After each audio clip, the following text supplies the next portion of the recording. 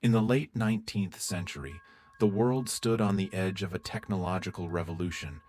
Cities were growing, industries were booming, and humanity was searching for a way to harness one of nature's most powerful forces, electricity.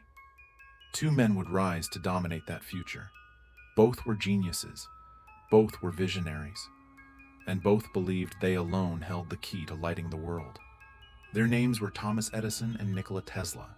What followed wasn't just a rivalry, it was a scientific war, a battle of ideas, money, influence, and ambition.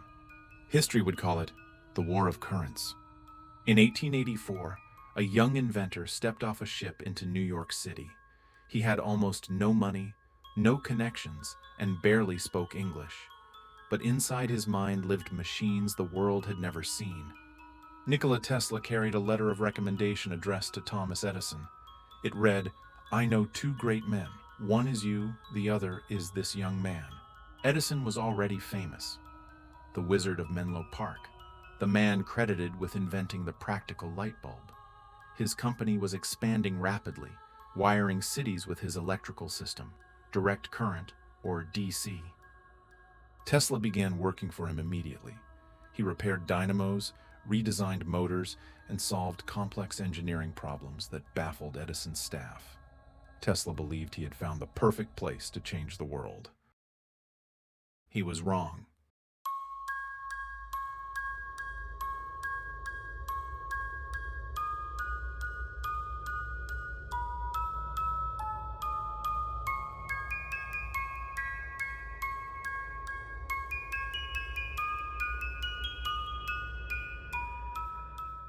Edison's electrical system worked, but only over short distances. DC power lost energy quickly, meaning power plants had to be built every mile or two. It was expensive, inefficient, and difficult to scale. Tesla saw a better solution: alternating current, AC. AC could travel long distances with minimal energy loss. One power plant could electrify an entire city, even a region. To Tesla, the choice was obvious. To Edison, it was unacceptable. Edison had invested heavily in DC infrastructure.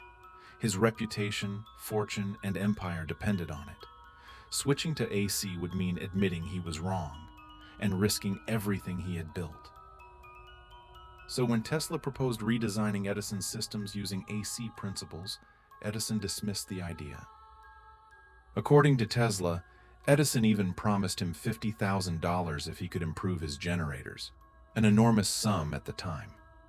Tesla claimed he completed the task, only for Edison to laugh and say, "You don't understand American humor."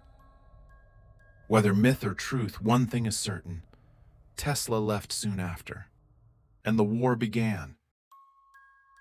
Tesla soon partnered with industrialist George Westinghouse, a businessman who recognized the potential of AC immediately. Westinghouse bought Tesla's patents and funded his research. Together, they began building an electrical system designed not for one city, but for the future of civilization. Edison saw the threat instantly. He didn't just compete, he attacked. Using his influence over newspapers and investors, Edison launched a fear campaign against AC power. He claimed it was dangerous, unstable, deadly. To prove it, he staged public demonstrations. Animals were electrocuted using AC generators: dogs, cats, horses. Crowds watched in horror as electricity killed before their eyes. The message was clear: AC equals death.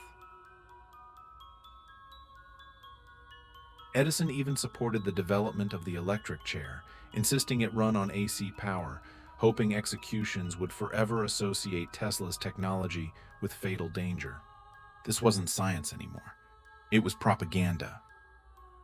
Despite Edison's campaign, Westinghouse and Tesla pressed forward. They believed facts would defeat fear. Their chance came in 1893 at the World's Columbian Exposition in Chicago, one of the largest public events in history. The organizers needed a company to light the entire fairgrounds. Edison's company submitted a bid. So did Westinghouse. Westinghouse won.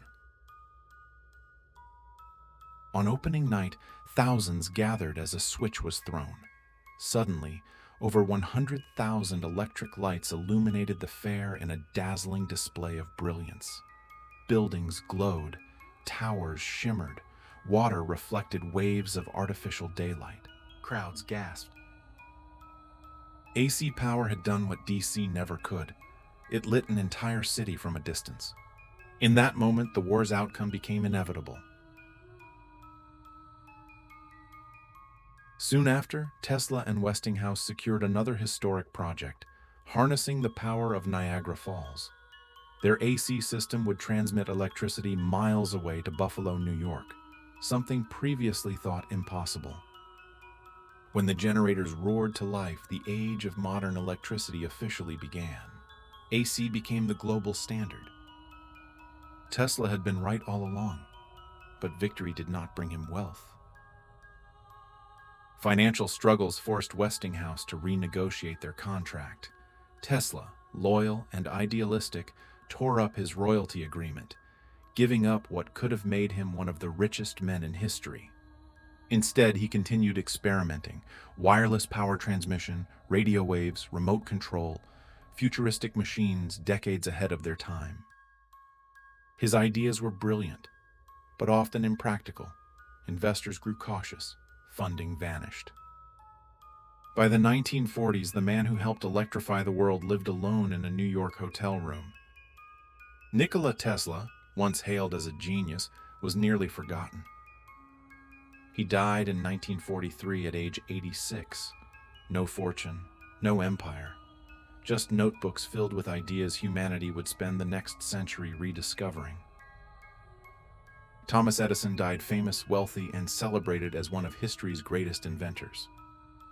Nikola Tesla died poor, obscure, and alone.